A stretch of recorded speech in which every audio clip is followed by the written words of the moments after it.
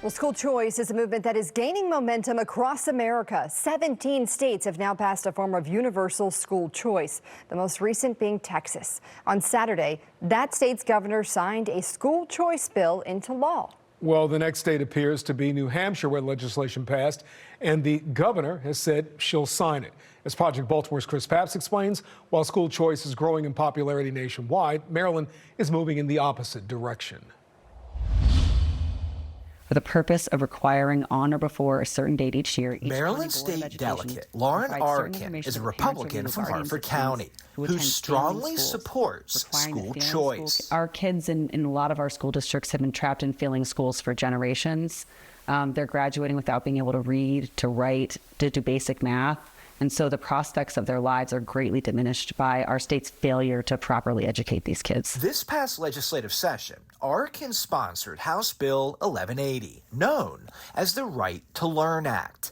The bill expanded Maryland's Boost program to give students who attend low-performing schools, those that earn 1 star on the Maryland report card for 3 years in a row, the opportunity to enroll in the public or non-public school of their choice. Delegate Fisher, House Bill 1180. The Right to Learn Act in March went before the House Ways and Means Committee, but it was largely ignored. This bill provides options, meaningful options. The legislation was presented by Delegate Mark Fisher, but when he finished, Thank you, Madam Chairwoman, there were no questions, no comments, no votes. Thank you very much. Are there any questions? No anything. Okay, thank you, Delegate Fisher. Thank you.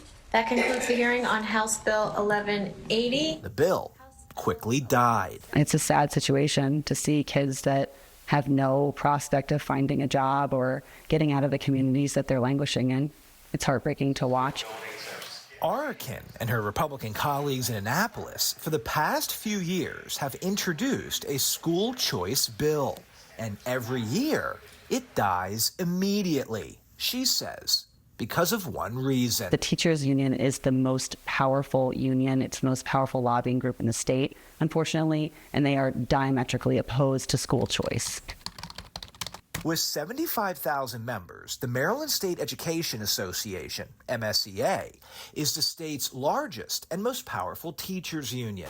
In 2022, nearly every political candidate recommended by MSEA, including Governor Wes Moore, won. Since 2010, MSEA has contributed a total of more than $530,000 to current state legislators. Of the 188 members of the Maryland General Assembly, MSEA contributed to 114 of them.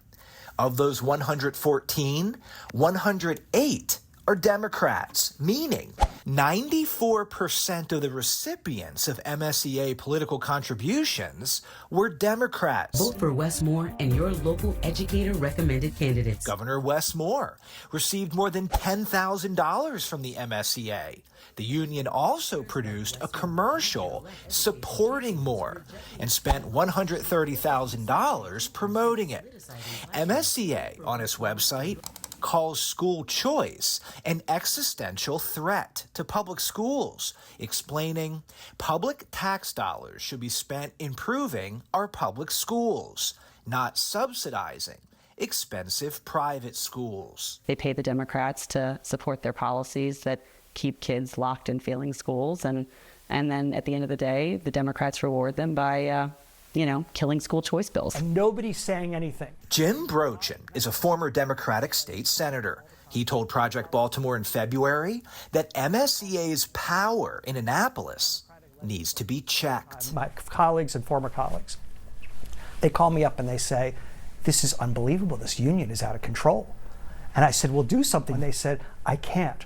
Why? Because they won't endorse me, and on election day, they won't hand out the ballot that has the apple on it, that has my name on it. Is the teachers union that powerful in the state of Maryland? Yes. MSEA appears to have so much influence that as much of America is embracing school choice, Maryland is going in the opposite direction.